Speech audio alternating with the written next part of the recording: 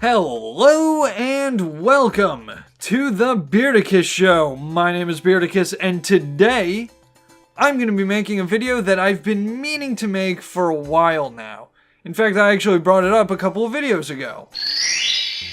Maybe I'm in the middle of writing a Mario Sunshine review and this is sort of like a sequel hook so that people will want to watch it and see why I don't like Super Mario Sunshine. Plus, if I were, hypothetically, writing a Mario Sunshine video, it would probably be pretty close to being finished by now. It shouldn't be any more than 2 or 3 weeks. No, don't show him that part!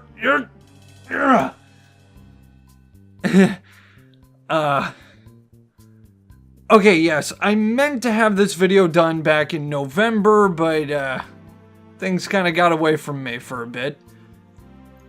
But here we go. Today we will be talking about Super Mario Sunshine, specifically why it's my least favorite 3D Mario game. And seeing as how today's episode is going to be just a little negative, I decided that in fairness, I would start by talking about my favorite parts of this game. For example, the backgrounds. Not because they look nice or anything, I mean, they look fine. But I'm talking about what you can see in those backgrounds. Here's an example from Peanut Park. Check it out. There's Hotel Delfino from Sirena Beach. Sirena? I don't know how to say that word. There's the Sandbirds Tower from Gelato Beach. And over there in the distance you can see Rico Harbor and Delfino Plaza. And over here you can just barely make out the walls from Bianco Hills and the trees from Pianta Village. That's actually another word I don't know how to say. No, not village, I meant Pianta. Pianta? Whatever. Anyway, my point is that if you look in the correct area of the backgrounds, sometimes you can see other levels from the game. And I think that really helps to make the game's levels feel like one big connected world. And I always really like that about this game. And then my second favorite part of this game is that one, well, there's that one part where,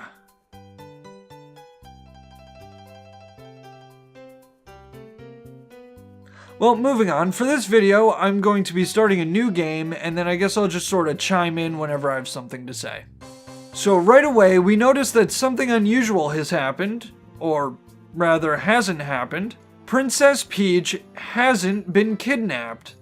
And we see this little video here, and there's some sort of shadowy Mario running around. But Mario's right here. What's going on? Okay, so it actually kind of seems like they're setting up some sort of a plot. Okay, that could be interesting. I'm down. Also, I'd like to point out that neither Mario nor Toadsworth noticed Shadow Mario. And, I mean, that's understandable, they're both excited about their vacation, but they also completely ignore Princess Peach when she tries to ask them about it. Which is also understandable, considering she talks like this. That shadow.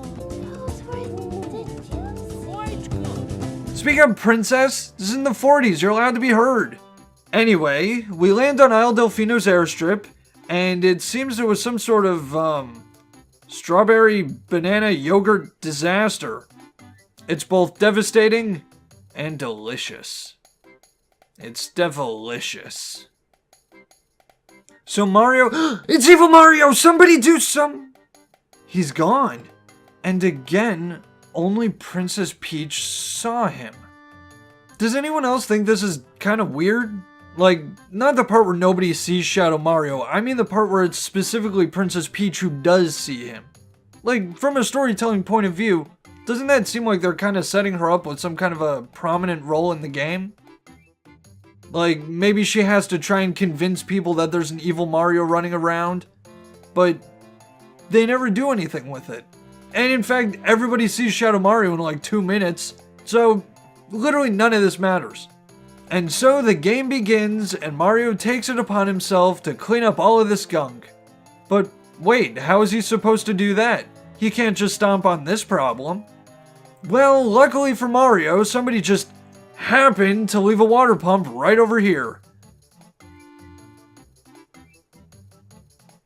I really tried to come up with something sarcastic to say about that, but I got nothing. So, whatever, just don't question it. So we use our new water pump friend, the Flash Liquidizer Ultra Dousing Device, or FLUD for short, to clean up some of this goopy stuff. And surprise! There's a piranha plant inside! Happy birthday! If it happens to be your birthday. According to the Mario Wiki, these are actually called polluted piranhas, and I had to look that up because they never actually named these guys in-game. Well, at least nowhere I've ever seen. And just for the record, that's not a complaint. That has nothing to do with my opinion on the game. That's just a bit of trivia for you. Anyway, this guy's easy to fight. He's just a warm-up boss after all. He doesn't even really attack. He just sort of goes occasionally. So you'll have your first star in no time. Wait, this isn't a star. Oh, the police. Oh, thank goodness. I could actually use some help of... Wait, why does this feel so ominous? Court is now in session. Oh my goodness, I'm being arrested? In a Mario game? That's unexpected. As you are no doubt aware, someone has been senselessly defacing Fair Isle Delfino using some paint-like substance. No, actually, I wasn't aware of that. It's a good thing you explained it, because there's certainly no other way I could have learned about that. You know, like seeing it. The accused is charged with polluting our beautiful home, and yes, endangering our very way of life. Well, yeah, I kind of gathered that from the first time you said it, but hey, thanks for making sure I'm paying attention, I guess. Indeed.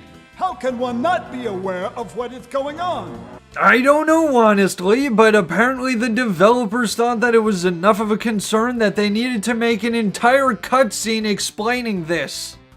Though it is daytime in Delfino Plaza, our poor residents tremble beneath a veil of darkness. What? How does that even work? What, did Shadow Mario turn the sun off? Expert Shine Scholars have determined that this darkness has arisen because all of our guardians, the Shine Sprites... Well, at least they found an interesting and natural way to explain what the Shine Sprites are. Also, guardians? What are they guarding you from? Pollution? Monsters? I find that hard to believe considering they fled at the first sign of pollution monsters. This darkness has arisen because all of our Shine Sprites have vanished. The reason? This horrible graffiti is to blame. So, if it isn't obvious by now, this cutscene exists solely to explain the entire plot of this game. This isn't a trial, this is exposition. Because pacing and story structure? Pfft, who needs that? Behold this sketch of the perpetrator based on eyewitness descriptions. Oh, this right here. This is all we needed from this cutscene. Now we understand what Shadow Mario's up to. He's destroying Isle Delfino and framing Mario. Cool, we're done here. Everything else in this cutscene, unnecessary. All of this information is stuff that you could have taught us in a more interesting way, or that we could have just figured out by ourselves by playing the game. This is the definition of tell, don't show. And that is the opposite of what everyone always says you're supposed to do. The truth is obvious. The guilty party sits among us. It is none other than Mario. Objection! Overruled. Whoa, what? Did they just ignore Princess Peach? What is with this game? Does Princess Peach have laryngitis or something? Speak up! They are arresting your superstar with no evidence. You cannot let this happen, Peach. You have to do something. This is basically an act of war.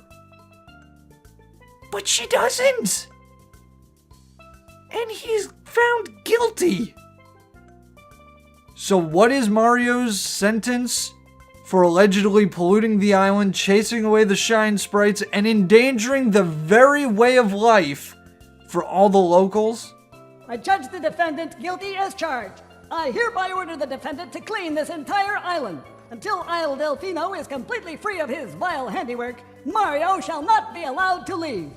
Community service. Mario is forced to clean up the island, and until then he is not allowed to leave this tropical paradise. He's allowed to just run around freely in this tropical paradise. That is not an incentive to work. You're giving him a free vacation.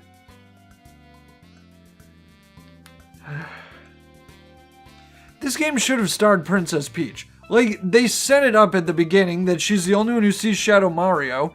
You arrest Mario, it's up to Princess Peach to clean up the island and to prove that Mario's innocent.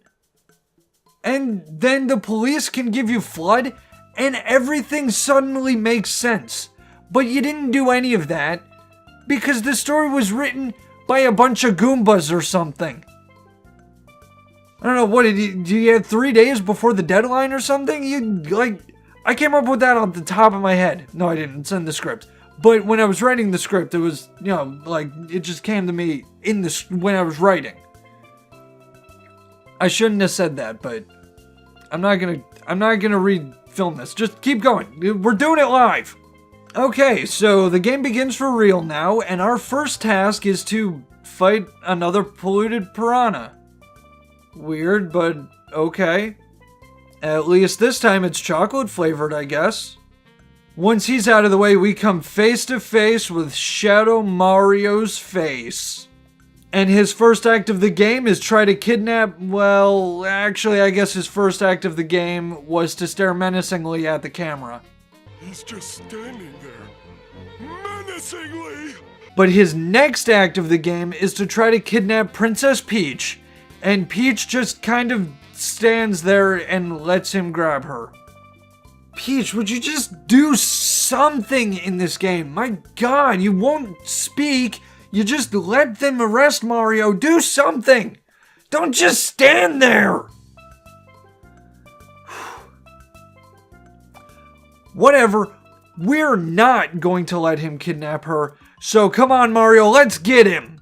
Wait, FLUDD, what did you just say? Stop him with water? Oh yeah, I'm sure that'll work. That's why cops are always out there patrolling with super soakers, isn't it? What? Well, I'll be. It worked.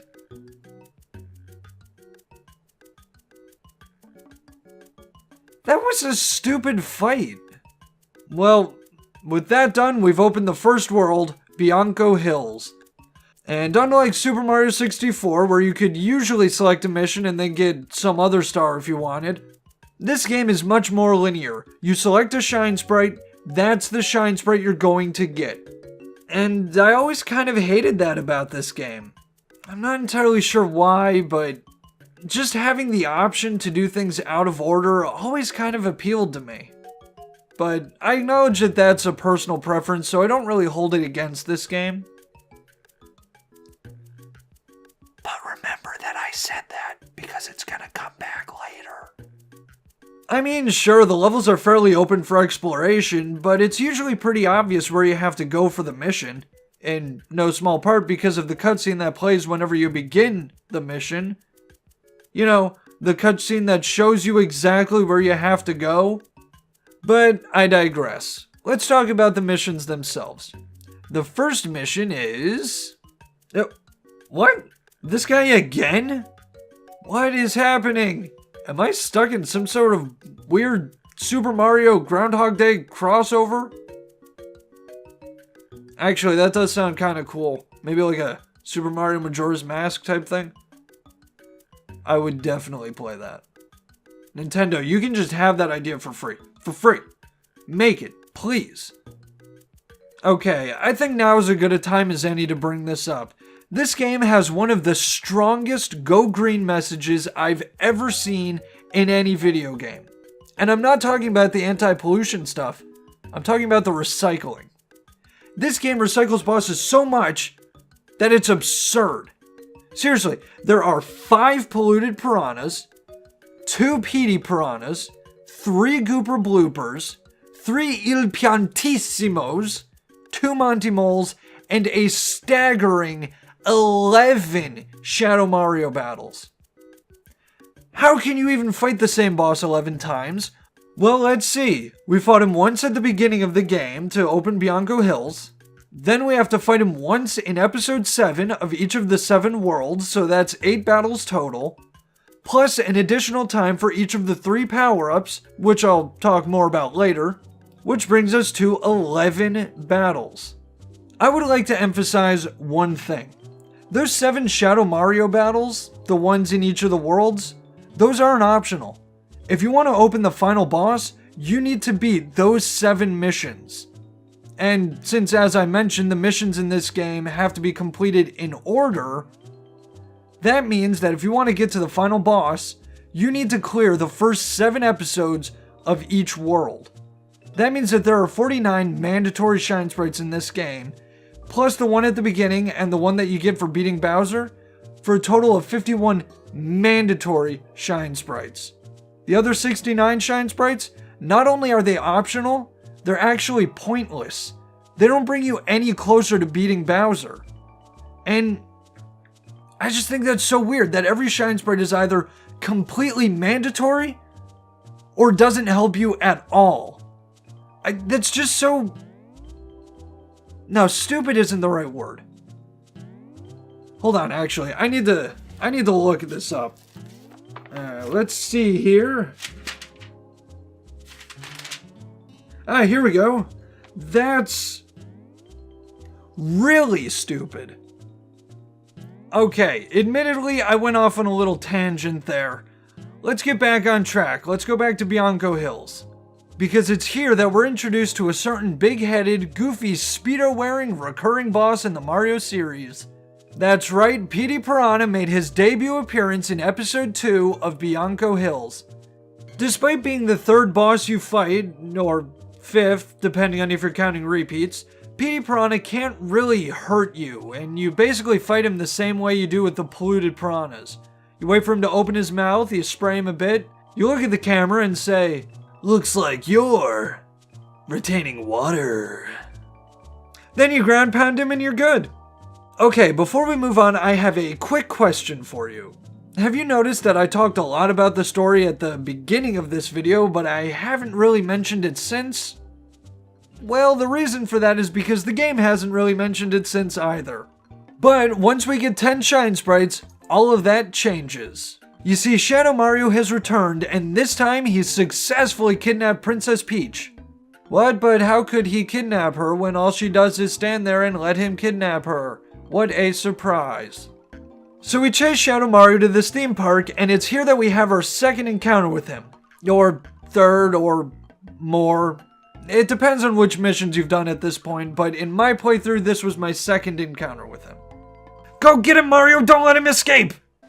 Ha ha! Dead end! Now what are you gonna do? What's going on?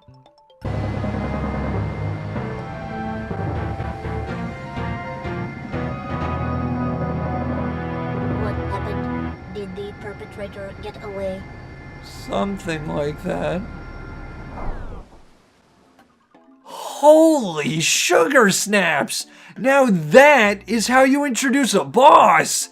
I can't wait to fight this thing! Oh cool, we're fighting him in a car? Okay, so what, it's gonna be like a big chase through the theme park or something? That sounds really cool! Oh, this is decidedly less awesome than I pictured. I mean, oh goody, another stationary boss, but this time I'm stuck on a rail shooting him from a distance. Yay. Okay, admittedly, I'm probably being a bit harsh here. This is far from the worst boss in the game. It's certainly unique, and at least you only fight him once. But I have to wonder, why doesn't the coaster surround Mecha Bowser? What am I supposed to do while I'm all the way over here? It's not like I'm gonna be able to... Wait, did that hit him? Ha ha! You know, everyone always used to call me a long shot, and this must be why, because I have such great aim. Okay, there we go, we've beat the boss. Now it's time for some answers. Who are you really, Shadow Mario? Okay, are you ready for this? Brace yourself. Because the big twist of this game is that Bowser is the main villain. Wait, that can't be right.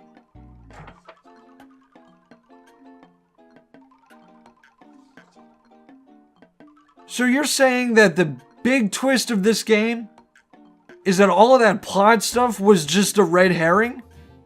There's no plot? Why didn't you just do what you usually do? Just have Bowser kidnap Peach? Because you know what? Having that stupid excuse plot would have been way better than having this unfocused, poorly paced dumpster fire of a so-called plot. Ugh. Wow, this video's getting long, huh? Well, I do have a lot to say about Mario Sunshine. So much so, in fact, I actually had to split this into 3 videos. So if you'd like to hear more of my thoughts on Mario Sunshine, tune in next time. And then the time after that too. And hey, if you'd like to be notified when those videos go up, don't forget to subscribe. Or just come back next week or something. I don't know. Either way, thanks for watching and I'll see you next time. Goodbye.